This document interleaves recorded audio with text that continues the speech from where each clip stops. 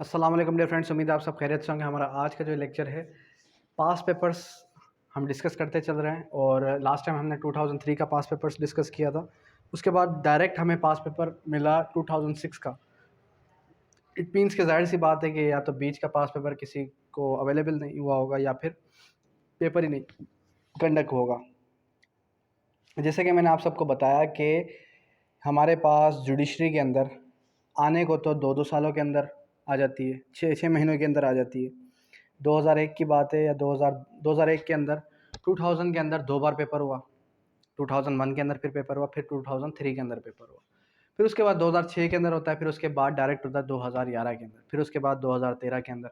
मतलब कि जितनी सीट्स रिक्वायर्ड होंगी उस पर्टिकुलर टाइम पीरियड के साथ with the pace of time आपका पेपर होगा। तो आप ये ना सोचें कि जुडिशरी 2024 के अंदर किस मंथ में होगी। मंथ का कोई एक्सपेक्टेशन डेट नहीं बता सकता मैं आपको। जस्ट आपको इतना बताऊंगा 2024 के अंदर हो सकती है, ठीक है। 50-50 है, 24 के अंदर हो सकती है। उसका रीज़न क्या है? उसका रीज़न ये है कि जाहिर सी बात है कि हमारे पास 2019 के अंदर या 2020 की पोस्टें थी वो फिर डिले हो गई 2022 के अंदर। और 22 की भी पोस्टें जो हुई, यानी कि जो उनकी एलोकेशन हुई सीट्स की, वो 2023 के अंदर हुई। मतलब कि दोबारा से अनाउंस उन्होंने करनी है, लेकिन अभी सीट्स अवेलेबल नहीं है। सुनने में यह आया रजिस्ट्रार से कि अभी सीट्स अवेलेबल नहीं है, लेकिन फिर भी वो अनाउंस करेंगे ही करेंगे। अगर अनाउंस की भी तो पेपर बहुत ही डिफ़िकल्ट होगा और कंपटीशन बहुत टफ होगा, इसीलिए अपनी प्रिपरेशन 100% है। खैर, हमारा आज का जो टॉपिक है वो क्या है? पास पेपर 2006 का, जो कि कंडक्ट होता है 16 आपकी जो अगस्त है, 16 अगस्त 2006, ठीक है। 16 अगस्त 2006 के अंदर एक पेपर होता है जिसकी टाइमिंग थी 3 बजे से आपके 3 बजे से लेके 6 बजे तक, जब मैं भी छोटा था और आप भी बच्चे ही थे। तो खैर, सबसे पहले सिविल लॉ का पोर्शन डिस्कस करते हैं, फिर उसके बाद हम मूव करेंगे क्रिमिनल लॉ के पेपर की तरफ। अब जो हमारे पास सिविल लॉ का पेपर है उसके अंदर क्या है? उसके अंदर सबसे पहले आपने शॉर्ट नोट्स लिखना है। अब शॉर्ट नोट्स होंगे कितने? शॉर्ट नोट्स जाहिर सी बात है, जब आप बैरेट से उठाते हैं तो बैरेट से आपके एक पेज पर इनकी बनेंगी कितनी कितनी, यानी कि एक पेज पर आपकी 2 डेफिनेशन आ जाएंगी, फिर एक पेज पर 2 आई, फिर एक पेज पर 2 आई। इससे कम आपने नहीं लिखना, 2-2 लाइनें आपने नहीं लिखनी। मतलब कि एक पेज के अंदर 2 भी लिखें तो काफ़ी है। डिग्री होल्डर होता कौन है? इसका रेफरेंस भी देना है, इसका रेफरेंस भी देना है। डिग्री होल्डर के बारे में हमें क्या बताता है? The term degree holder means any person in whose favour a degree has been defined. और ये कहाँ पर डिफाइंड है? सेक्शन 2 सब क्लास 3 के अंदर। सेक्शन 2 सब क्लास 3 के अंदर where the decree holder has been mentioned in the person in whose favor the order capable to execute has been made। ये भी लिख सकते हैं आप। जजमेंट डेटर कौन आता है? Person against whom a decree has been passed, ऐसा शख्स जिसके खिलाफ डिग्री पास हुई हो, ठीक है। फिर उसके बाद लीगल रिप्रेजेंटेटिव कौन होता है? लीगल रिप्रेजेंटेटिव वो शख्स होता है जो कि state of the disease person को रिप्रेजेंट करता है। वो शख्स कोई भी हो सकता है, वो शख्स उसका लीगल जो उसका अटॉर्नी है, जो उसका प्लीडर है, वो भी हो सकता है। साथ ही साथ उसका जो मरने के बाद डिसीज पर्सन, लाजमी याद रखनी क्या इंग्रेडिएंट है? Disease person. डिसीज पर्सन के बाद उसका कोई बेटा भी हो सकता है, उसका कोई वारिस भी हो सकता है, या फिर वारिस सेट के उसका कोई फ्रेंड भी हो सकता है। मीन्स प्रॉफिट मैंने आपको बताया था। मीन्स प्रॉफिट क्या होता है? मीन्स प्रॉफिट मतलब कि कोई भी ऐसा प्रॉफिट जो कि ऑब्टेन किया गया हो अनलॉफुल पोजेशन से। अनलॉफुल पोजेशन से जब आप कोई भी प्रॉफिट ऑब्टेन करते हैं, जब आप के खिलाफ कोई भी शख्स मुकदमा दायर करेगा कि इसने जो है मेरी प्रॉपर्टी से ये प्रॉफिट्स हासिल किए हैं इस सूट के दरमियान, तो फिर उसको हम क्या कहते हैं? उसको हम कहते हैं मीन्स प्रॉफिट। यहाँ पर ये जो वर्ड है वो मेसनी प्रॉफिट है, लेकिन आपने क्या प्रोनाउंसिएशन करनी है? मीन्स प्रॉफिट की। फिर उसके बाद नेक्स्ट आ जाता है हमारे पास के पब्लिक सर्वेंट्स कौन कौन से हैं। तो public servant section 2 sub section 17 के अंदर डिफाइन है। सिविल जज और जो 17 ग्रेड के ऑफिसर्स हैं नेवी के, और उसके अलावा जितने भी आपके ऑफिसर्स हैं वो सारे के सारे पब्लिक सर्वेंट है। उसके बाद प्रॉपर और नेसेसरी पार्टी क्या होती है? Difference between two terms, the necessary party is one without whom no order can be made effectively. The proper party in whose absence an effective order can be made, but those presence will be necessary for the complete and final decision। अब देखिए, proper party और necessary party को जरा समझे कि necessary party तो वो होती है जो हर सुनवाई पर कोर्ट के अंदर, अदालत के अंदर पेश होनी ही होनी है। अगर वो पेश नहीं होती तो मुकदमा आगे नहीं चलेगा, आगे मूव ऑन नहीं करेगा। प्रॉपर पार्टी कौन सी होती है कि ऐसी प्रॉपर्टी जिसके मुकदमे में डेली बेसिस पे हर हेयरिंग पर आने या ना आने से कोई इफेक्ट नहीं पड़ता, ठीक है, लेकिन उसके फाइनल डिसीजन पर उसका आना ज़रूरी है। अगर वो फाइनल डिसीजन पर नहीं आई तो उसका फाइनल डिसीजन भी नहीं कोर्ट सुनाएगी। यानी कि जब डिक्री पास हो रही है तब क्या, तब प्रॉपर पार्टी ने भी प्रेजेंट होना ही होना होगा। अंडरस्टैंड। उसके बाद क्या आ जाता है, उसके बाद हमारे पास नेक्स्ट आ जाता है attachment, a legal term applicable on scissor of the person or goods before under the process of law and special reference of writs of attachment। Attachment होती क्या है? अटैचमेंट मतलब कि किसी प्रॉपर्टी को या किसी भी आपका जो मूवेबल या इमूवेबल प्रॉपर्टी है उसको अटैच कर देना एक पर्टिकुलर सूट के साथ। अटैच किस सूरत में किया जाता है? मिसाल के तौर पे कोई शख्स डिफ़ाल्टर है, उसको कहा गया कि आपने इतनी श्योरिटी जमा करवानी है और उसने श्योरिटी जमा नहीं करवाई, या फिर जो आपका सेक्शन 46 है प्रिसेप्ट का, वो प्रिसेप्ट भी एक किस्म की अटैचमेंट है, जिसके अंदर क्या होता है कि एक मिसाल है कि एक शख्स से वो जो है डिफ़ाल्टर हो चुका है, यानी कि वो कोर्ट की फ़ी पे नहीं कर रहा, या फिर एक मिसाल है कि वो जो है उसका अलग से मुकदमा चल रहा है लेकिन उसकी प्रॉपर्टी है किसी और डिस्ट्रिक्ट के अंदर, तो वो जो और डिस्ट्रिक्ट के अंदर है तो वो एक कोर्ट जो है उस डिस्ट्रिक्ट के कोर्ट को क्या करेगी, उस डिस्ट्रिक्ट के कोर्ट को एक लेटर भेजेगी, प्रिसेप्ट का लेटर जारी करेगी, जिससे क्या होगा, जिससे कि वो कोर्ट जो है उसकी प्रॉपर्टी को अटैच कर देगी with the particular time period which can be extended for 2 months. ठीक है, फिर 2 मंथ से फिर ज़्यादा एक्सटेंड टू किया जा सकता है। और कोई और भी रीज़न हो सकता है, जैसे कि उसने कोई कोर्ट की फ़ीस वगैरह कॉस्ट वगैरह पे नहीं की। उसके बाद सेकंड क्वेश्चन क्या आ जाता है, whether the validity of judgment decree and holder can be challenged or not. अच्छा जी, हाँ, अब कह रहे हैं the validity of judgment decree and order can be challenged on the plea of fraud misrepresented want of jurisdiction. अब यहाँ पर ये सवाल आपसे कर कौन सा रहा है, ये सवाल आपका पूछ रहा है 12(2) का। कौन सा क्वेश्चन है? 12 सब क्लास 2 का।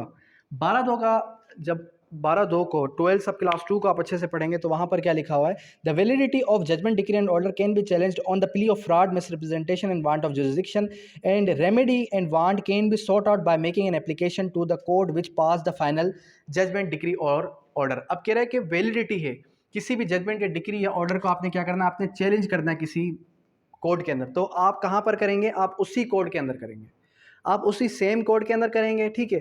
दूसरी बात, ये बाय द एप्लीकेशन करेंगे। और ये इनके ग्राउंड्स कौन कौन से हैं? इनके ग्राउंड्स हैं फ्रॉड हुआ हो, मिसरिप्रेजेंटेशन हुई हो, या वांट ऑफ जुरिस्डिक्शन हुई हो। कोई भी शख्स है, उसको ये पता ही नहीं है कि उसके खिलाफ भी कोई मुकदमा चल रहा था, उसके खिलाफ भी कोई मुकदमा, उसके खिलाफ भी कोई डिक्री पास हो चुकी है। तो जब उसके नॉलेज में बात आएगी तो फिर when it comes to knowledge of the party, तो फिर उसका जो टाइम पीरियड है, लिमिटेशन, वो जो है स्टार्ट हो जाता है। और स्टार्ट होने के बाद फिर उसको 3 ईयर्स का टाइम पीरियड दिया जाता है, लेकिन जनरली इसकी लिमिटेशन नहीं है। उसके बाद मुस्लिम लॉ के, मुस्लिम गिफ्ट के क्या क्या इंग्रेडिएंट्स हैं? The declaration of gift by the donor. Ingredients कौन कौन से हैं इसके? इंग्रेडिएंट्स, सिर्फ और सिर्फ इंग्रेडिएंट्स पूछ रहा है, ये आपसे ये नहीं पूछ रहा है कि गिफ्ट की डेफिनेशन बताएं। ये आपसे पूछ कर रहा है सिर्फ और सिर्फ इंग्रेडिएंट्स का पूछ रहा है, ठीक है। तो यहाँ पर हमने सिर्फ और सिर्फ इंग्रेडिएंट्स को ही डिस्क्राइब करना है। सबसे पहला ingredient the declaration of gift by donor, फिर an acceptance of gift express और implied by the donee, delivery of possession subject gift by the donor to the donee, in these condition the complied with the gift is completed. फिर उसके बाद dissolution of marriage जो होते हैं उसके modes कौन कौन से हैं, यानी कि जो आपकी मैरिज है मुस्लिम लॉ की, वो किस किस तरीक़ों से डिसॉल्व हो सकती है। तो डिसोल्यूशन ऑफ मैरिज का सबसे पहला क्या है? तलाक, फिर खुला, ठीक है, तलाक है, खुला है, या इसके अलावा इल्ला है, ठीक है। और इसके अलावा और भी कई काइंड्स हैं, जैसे कि हमारे पास जो एक दो और भी काइंड्स अभी मेरे जहन में नहीं आ रही क्योंकि यहाँ पर बुक के अंदर भी लिखी हुई नहीं है। तो एक और भी काइंड्स हैं, तकरीबन नियर अबाउट कोई 5 काइंड्स हैं, तो ये आपने याद रखनी है। अब इसके अंदर लिखना क्या है? तलाक लिखा है तो तलाक को डिस्क्राइब भी करना है, खुला लिखा है तो खुला को डिफाइन भी करना है, इल्ला लिखा है तो इल्ला को भी आपने डिफाइन करना है, ठीक है। उसके बाद डिफरेंशिएट या फिर define difference between the following, इन तीनों के तीनों में डिफरेंस बताना है, इन तीनों में डिफरेंस क्या क्या है। सबसे पहले पूछता है प्राइमरी और सेकेंडरी में डिफरेंस क्या है। प्राइमरी एविडेंस क्या होता है? प्राइमरी एविडेंस कहाँ पर डिफाइन है? ये इसका रेफरेंस है 73 74, इसका क्या है 85, और इसका है 86, और इसका क्या है सब क्लास, इसका जो डेफिनेशन है सेक्शन 2, और इसका सब क्लास कुछ जो है 8 है या फिर 9 है। ठीक है, ये हो गए आपके रेफरेंसेस। प्राइमरी एविडेंस क्या होता है? कोई भी ऐसा एविडेंस जो खुद से ही एक एविडेंस हो। ओरिजिनल जो भी होगा, क्या होगा? ओरिजिनल जो भी डॉक्यूमेंट होगा, ओरिजिनल जो भी एविडेंस होगा, वो सबका सब क्या होगा? मिसाल के तौर पे ये बुक है हमारे पास सीआरपीसी की। अब ये जो हमारे पास सीआरपीसी की बुक है, ये क्या है? ये ओरिजिनल है। क्या है ये? ओरिजिनल है। ठीक है, अब ये आप कहेंगे सर ये ओरिजिनल कैसे है? अच्छा, हाँ, यहाँ पर ये सवाल हो सकता था। ठीक है, ये क्या है? ये फ़ोटोकॉपी है। फ़ोटोकॉपी क्यों है? जो आपकी पार्लियामेंट ने बुक पास की थी, वो जो बुक प्रिंटेड थी वो क्या थी? वो आपकी प्राइमरी एविडेंस था। जितने भी प्रिंटेड बुक्स हैं, जितने भी आपके मैकेनिकल प्रोसेस के थ्रू जो बुक्स पास हुई हैं, वो सारी की सारी क्या हैं? वो आपकी सेकेंडरी बुक्स हैं, सेकेंडरी एविडेंस है। यानी कि ये बुक क्या है हमारे पास? ये बुक है secondary evidence. Understand? Further more उसके बाद आता है public and private document. Public और प्राइवेट डॉक्यूमेंट में क्या फ़र्क है? पब्लिक डॉक्यूमेंट क्या होता है और प्राइवेट डॉक्यूमेंट क्या होता है? पब्लिक डॉक्यूमेंट यानी कि कोई भी ऐसा डॉक्यूमेंट जो कि पब्लिक से कंसर्न्ड हो, जो कि लेजिस्लेचर से कंसर्न्ड हो, एग्जीक्यूटिव बॉडी से कंसर्न्ड हो, या फिर जो जुडिशियली नोटिस होते हैं, वो सारे के सारे क्या हैं? पब्लिक डॉक्यूमेंट है। प्राइवेट डॉक्यूमेंट क्या है? दो लोगों के बीच में कोई भी कॉन्ट्रैक्ट हुआ, उनके दरमियान का कोई भी कॉन्ट्रैक्ट है जो कि प्राइवेटली किया गया, वो प्राइवेट डॉक्यूमेंट है। फैक्ट इन इशू और रेलेवेंट फैक्ट में फ़र्क क्या है? Fact in issue, fact in issue का मतलब कि असल बात, असल मुद्दा। ठीक है, और उसके बाद क्या आ जाता है? Relevant fact. रेलेवेंट फैक्ट का मतलब ये है कि मिसाल के तौर पे मर्डर हुआ, मर्डर से कनेक्टेड जितने भी हकायक हैं जो कि अक्रंस हुई, आइदर वहाँ पर हुई, आइदर किसी और प्लेस पे, वो सारे के सारे क्या हैं? रेलेवेंट फैक्ट्स हैं। ठीक है, फिर उसके बाद आ जाता है हमारे पास क्रिमिनल लॉ के अंदर। जब आप क्रिमिनल लॉ को ओपन करते हैं तो शॉर्ट नोट्स लिखने हैं, ऑफेंस की डेफिनेशन लिखनी है सबसे पहले। ऑफेंस क्या है? ऑफेंस के बारे में क्या बताया गया? मैंने आपको लास्ट टाइम भी बताया था कि ऑफेंस है क्या? कोई भी एक्ट या ओमिशन जो कि की जाए। और अगर आप सीआरपीसी का रेफरेंस देना चाहें तो सीआरपीसी के तहत सेक्शन 4 सब क्लास ओ के अंदर ऑफेंस डिफाइंड है। वो बताता है कि केटल ट्रेसपास एक्ट का जो सेक्शन नंबर 20 है वो भी ऑफेंस के ज़ुमरे में आता है। यानी कि कोई भी एक्ट या ओमिशन वो क्या है? वो आपका ऑफेंस है। फिर उसके बाद police report and information lodged bye the police officer should be considered a report only. यानी कि जो इन्फॉर्मेशन लॉन्च की है पुलिस ऑफिसर ने, वो क्या है? वो सिर्फ और सिर्फ रिपोर्ट है। और the term report is not defined in the code. The police report means the report made by the police after investigation, chapter number 14 CRPC with in meaning of 207A police act. It does not mean anything else than a report by the police, an offense investigated by them 173 of the code. The police report within the 173 contemplation cannot be thereupon by the report and else can be investigation। अब यहाँ पर ये उलझा रहा है आपको। क्यों उलझा रहा है? क्योंकि ये जो आपकी पुलिस रिपोर्ट है इसकी डेफिनेशन आपको नहीं मिलेगी। कहाँ पर? पुलिस रिपोर्ट की सीआरपीसी के अंदर। लेकिन इसका रेफरेंस क्या है? 173।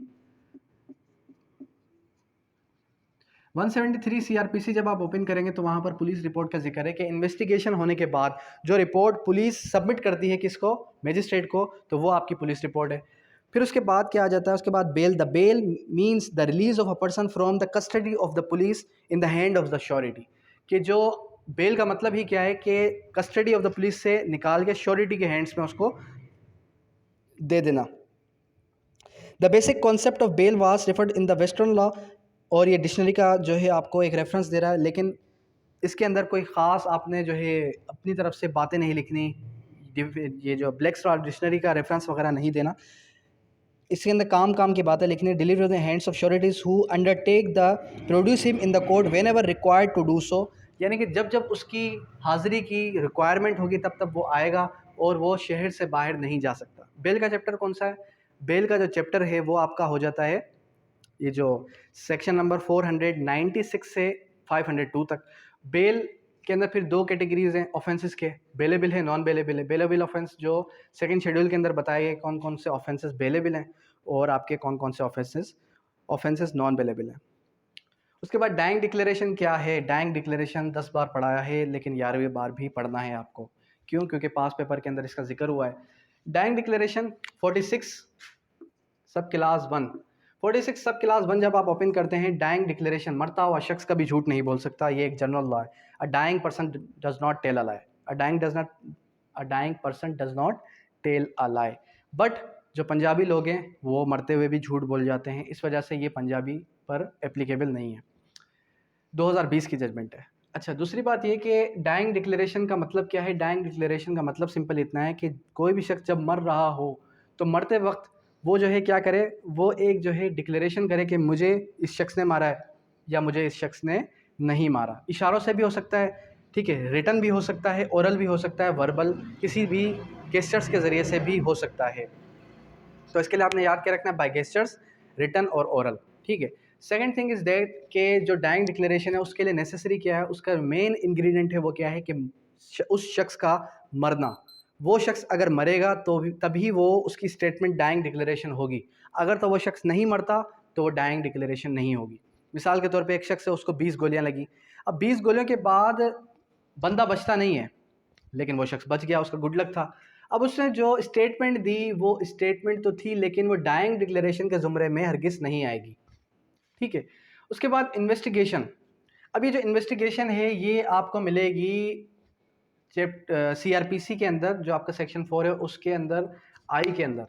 तो आई के अंदर क्या लिखा हुआ है कि investigation is conducted by the police और other person, not by the magistrate, ठीक है। इन्वेस्टिगेशन कोई भी शख्स कर सकता है, पुलिस ऑफिसर जनरली करती है, मजिस्ट्रेट कभी भी इन्वेस्टिगेशन नहीं करेगा। नेक्स्ट जो क्वेश्चन है हमारा वो क्या आ जाता है फिर,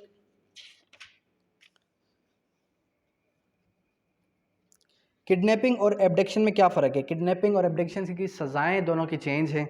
और दूसरी बात ये कि जो किडनैपिंग है और एब्डक्शन है, किडनैपिंग एब्डक्शन जो है ये, पहली बात तो ये किडनैपिंग होती किसकी है? 18 साल से कम के बच्चों की।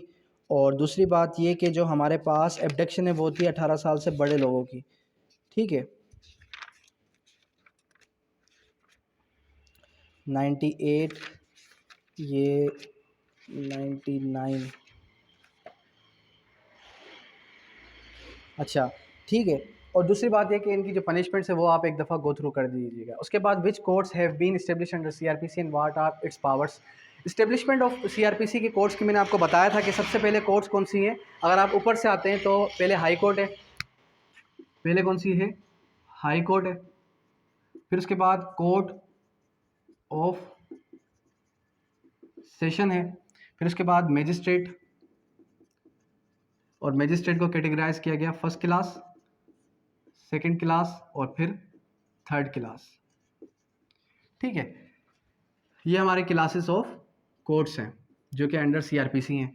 फिर सेकंड थिंग इज़ डेट कि हमें ये बताना है कि इसके पास पावर्स कौन कौन सी है, हाई कोर्ट के पास पावर्स कौन सी हैं, कोर्ट ऑफ सेशन के पास पावर्स कौन सी हैं, मजिस्ट्रेट के पास पावर्स कौन कौन सी हैं, वो कितनी कितनी सज़ाएं दे सकती है। मजिस्ट्रेट की जो पावर्स हैं ये आपको मिलेंगे सेक्शन नंबर 30 से लेकर 34 तक, CRPC तक। जब आप ये सेक्शंस ओपन करते हैं तो वहाँ पर आपको ये मिलता है कि जो मजिस्ट्रेट फर्स्ट क्लास है वो 3 साल की सज़ा सुना सकता है, सेकंड क्लास है वो 1 साल की सज़ा सुना सकता है, थर्ड क्लास है वो 3 महीने या 1 महीने की सज़ा सुना सकता है। 50 रुपये इसकी फ़ाइन है, फ़ाइन इम्पोज कर सकता है। और जो फर्स्ट क्लास है वो सॉलिटरी कन्फाइनमेंट भी सुना सकता है। और साथ ही साथ मजिस्ट्रेट का फिर फर्दर आगे प्रोविज़न के अंदर ये बताया गया कि वो एक किसी भी ऑफेंस की जो सज़ा है वो 7 साल है तो 7 साल तक की सज़ा सुना सकता है। और अगर उसने एक ही ट्रायल के अंदर, एक ही ट्रायल चल रहा है, उसने डिफरेंट ऑफेंसेस किए हैं, दोनों की 7-7 साल है, तो वो मैक्सिमम 14 साल की सज़ा सुना सकता है। दूसरी बात ये कि मजिस्ट्रेट अगर स्पेशली एम्पावर्ड हो, तो स्पेशली एम्पावर्ड जो मजिस्ट्रेट है वो डेथ, जिसकी कोई ऐसा ऑफेंस जिसकी सज़ा डेथ सेंटेंस है, तो वो चला भी नहीं सकता, उसको सुन भी नहीं सकता। उसके बाद पनिशमेंट्स कौन कौन सी हैं जो कि लायबल हैं अंडर PPC? जाहिर सी बात है, किसास, दियत, अर्श, दमन, ताज़ीर, imprisonment for life, death sentence और फॉरफीचर ऑफ प्रॉपर्टी, और साथ ही साथ फिर आपका आ जाता है fine.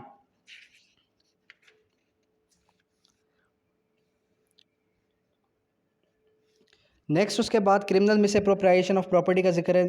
The criminal misappropriation of the property is the person dishonestly misappropriates and convert into own use movable property, whereas criminal breach of trust is the when any person entrusted the property domination over the property dishonestly misappropriates। अब कह रहा है कि इन दोनों में सिर्फ और सिर्फ आपने डिफरेंशिएट बताना है। अब इसकी सज़ा यहाँ पर मौजूद नहीं है। उसका रीज़न क्या है? उसका रीज़न ये है, सिर्फ और सिर्फ आपसे क्या पूछ रहा है?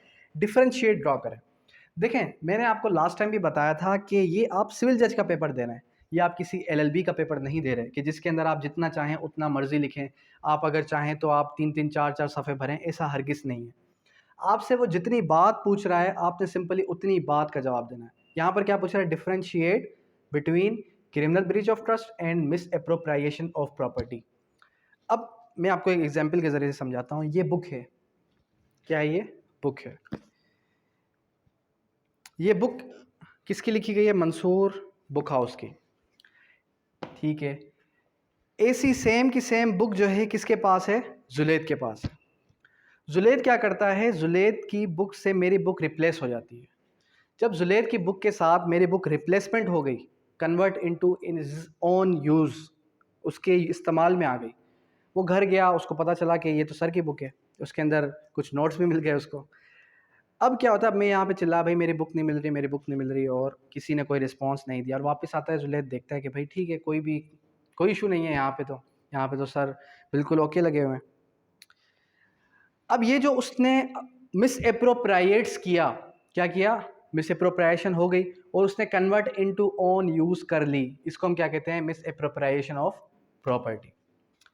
सेकेंड थिंग इज डेट कि यही सेम बुक मैं क्या करता हूँ, क्रिमिनल ब्रीच ऑफ ट्रस्ट क्या होता है, मैं यही बुक मिस्टर जुलैद को देता हूँ कि ये आप रखें अमानत के तौर पर, और कल या परसों मैं आपसे ले लूँगा। कल ये आता है और फिर ये बाद में कहता है कि सर बुक जो है आपकी वो घर पे रह गई है। उसके बाद फिर पहली तारीख थी और ये एकेडमी छोड़ के ही भाग जाता है। तो ये इसने क्या किया? इसने किया क्रिमिनल ब्रीच ऑफ ट्रस्ट, अमानत में खयानत की। तो ये बेसिक डिफरेंस था किसमें? मिस एप्रोप्रिएशन ऑफ प्रॉपर्टी में, ठीक है, साथ ही साथ क्रिमिनल ब्रीच ऑफ ट्रस्ट में। तो ये आज हमने जो डिस्कस किया वो किया 2006 का पेपर, जिसके अंदर सिविल लॉ का पोर्शन भी क्लियर किया, साथ ही साथ हमने क्रिमिनल लॉ का पोर्शन भी क्लियर किया। इसके अंदर कोई भी ऐसा सवाल नहीं है जो कि बहुत ही डिफरेंट हो या जो कि बहुत ही आपको हार्ड लगे। हार्ड से हार्ड ये आपको तब लगता कि जब मैं आपके साथ डिस्कस कर रहा था एडिशनल सेशंस जज के पेपर। एडिशनल सेशंस जज के पेपर के अंदर आपको प्रीपोजिशंस भी मिलेंगी।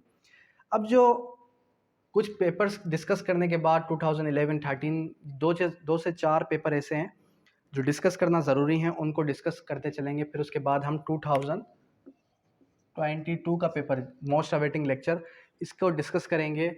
और फिर जब हम इसको डिस्कस करेंगे, वो मैंने खुद सॉल्व किया है, तो उसके अंदर आपको ये देखने को मिलेगा कि उसके अंदर ये जो आपकी प्रीपोजिशन बेस्ड क्वेश्चंस हैं वो भी हैं। अब यहाँ तक कोई क्यूरी है तो पूछ लें। Thank you, that's all.